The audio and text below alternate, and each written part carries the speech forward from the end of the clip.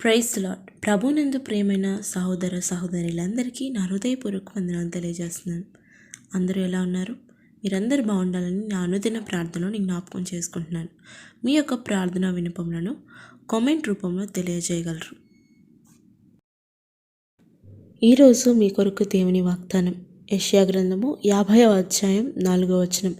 అలసిన వానిని మాటల చేత ఊరడించు జ్ఞానము నాకు కలుగునట్లు శిష్యునికి తగిన నోరు యెహోవా నాకు దయచేసి ఉన్నాడు. ప్రియ సహోదరి, ప్రియ సహోదరుడా, దేవుడు మరొక చక్కని వాగ్దానంతో దేవుడు మనతో మాట్లాడుతున్నాడు. అదేమిటనగా, అలసిన వాణిని మాటల చేత ఊరడించు జ్ఞానమును మనకిస్తానని, మనకి దయచేస్తానని, మన నోరుకి ఆయన తోడుగా ఉంటానని దేవుని వాక్యం ఈరోజు మనతో మాట్లాడుతున్నాడు. ప్రియ సహోదరి, ప్రియ సహోదరుడా, మనం ఆరాధిస్తున్న దేవుడు సర్వజ్ఞాని, ఆయన సర్వశక్తివంతుడు.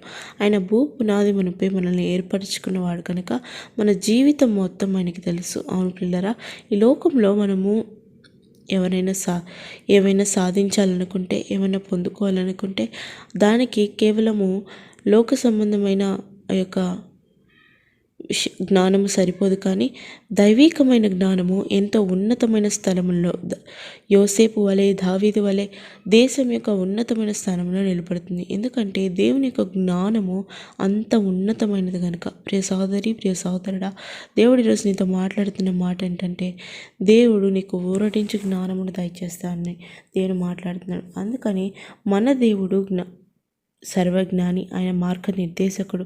మనం వెళ్ళు ప్రతి మార్గంలో ఆయన మనకు తోడే అంటాడు. అవును ప్రియులారా, అనేక మంది మన జీవితమైన ప్రయాణంలో ప్రయాణిస్తుండగా ఎన్నో అపాయాలు, ఎన్నో ఆపదలు, ఎన్నో అనారోగ్యాలు, ఎన్నో అప్పులు, ఇవన్నీ కూడా మనుషుల యొక్క జీవితాన్ని బాధపడుతూ ఉంటాయి. ఈరోజు ప్రియ సోదరి, ప్రియ సోదరుడా, దేవుని యొక్క ఉద్దేశాలు నీ మీద ఎంతో గొప్పగా ఉన్నాయి కనుక ఆయన నువ్వు జ్ఞానం అడిగిన దేవుడు నీకు జ్ఞానమును బోధిస్తా అన్నాడు. అందుకని కీర్తనకారుడు ఆనాడు అంటాడు, నీ యందు నేను నమ్మిక ఉంచి ఉన్నాను, ఉదయమున నీ కృపావార్తను నాకు వినిపింపుము, నీ వైపు నా మనస్సే నేను ఎత్తుకొనుచున్నాను, నేను నడవవలసిన మార్గమును నాకు తెలియజేయము. అవునులేరా, దేవుడు అనేకమైన బైబిల్లో అనేకమైన భక్తుల జీవితాలు మనం చూసినట్లయితే వాళ్ళు మొదటిగా ఉదయమునే తెల్లవారుజామునే లేచి దేవుని యొక్క సన్నిధిలో కనిపెట్టుకుంటూ వాళ్ళ రోజంతా ఎటువంటి పరిస్థితుల్లో మన జీవితం అనేది వెళ్తుందో మనకి తెలియదు. కాబట్టి మొదటిగా దేవుని సన్నిధిలో గడిపి దేవుని యొక్క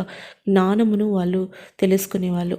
వాళ్ళకందరికీ దేవుడు వాళ్ళ మార్గాలను నిర్దేశించి వాళ్ళకి ఉపదేశము చేసేవాడు. ఈరోజు నీకు, నాకు, మనందరికీ కూడా దేవుడు అట్టి రీతిగా సహాయం చేయాలంటే ఆయన సన్నిధిలో మనం కనిపెట్టుకునే ఎడల ఆయన కృప చొప్పున ఆయన మనకి చక్కటి వాగ్దాటిని, చక్కటి జ్ఞానమును ఆయన మనకి దయచేసి గొప్ప దీవెన మనకిస్తాడు. అవును పిల్లరా, మనము జ్ఞానము కలిగిన మాటలు మాట్లాడడం ఎంతైనా తగినది. అవును, ఒక పని మనం జరిపించుకోవాలంటే, ఒక పెద్ద గొడవ నుంచి మనము తప్పించబడాలంటే, ఏ విషయంలో అయినా మనకి లోకంలో సాధించాలన్నా, పొందుకోవాలన్నా మొదటిగా మనకి జ్ఞానము ఎంతో అవసరమైనది. ఈరోజు ప్రియ సహోదరి, ప్రియ సహోదరుడా, నువ్వు అనుకుంటున్నావా, నాకు జ్ఞానము లేదు, నీ జ్ఞానము లేని దానిని నేను ఎలా సాధించగలను, నేను ఎలా దాన్ని పొందుకోగలను నువ్వు అని బాధపడుతున్నావా?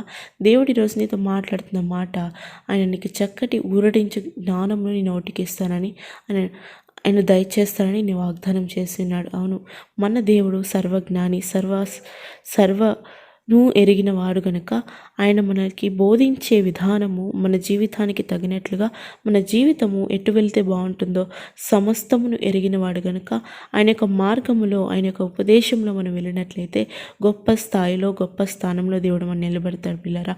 అవును అన్నట్లయితే ఈరోజు నాతో పాటు ప్రార్థనలో ఏకీభవిద్దాం, ప్రార్థిద్దాం.